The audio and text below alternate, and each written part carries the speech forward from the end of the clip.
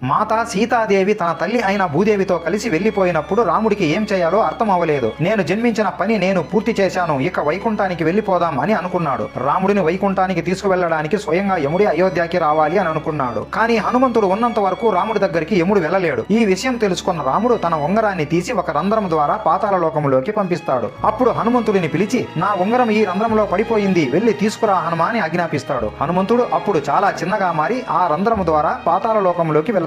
హనుమంతుడు అక్కడ నాగుల రాజైన వాసుకిని కలిసి తన సమస్యను పంచుకుంటాడు. అప్పుడు వాసుకి నాగుల లోకంలో ఒక ప్రదేశానికి తీసుకువెళ్లి ఒక కొండను చూపించి, ఆ కొండలో వెతుకు, నీకు దొరుకుతుంది అని చెబుతాడు. ఆ కొండ మొత్తం రాముడి ఉంగరాలతో నిండి ఉంది. హనుమాన్కి అప్పుడు అర్థం అవుతుంది, రామావతారం ఎన్నో వేల సార్లు జరిగింది అని. ప్రతిసారి రాముడు తన ప్రాణాలను విడిచిపెట్టేటప్పుడు నన్ను ఈ విధంగా పాతాళ లోకానికి పంపిస్తున్నాడు అని బాధతో హనుమంతుడు అయోధ్యకు ప్రయాణం మొదలు పెడతాడు. ఈ సమయంలో అయోధ్యలో ఏం జరిగిందో పార్ట్ 2లో చూద్దాం.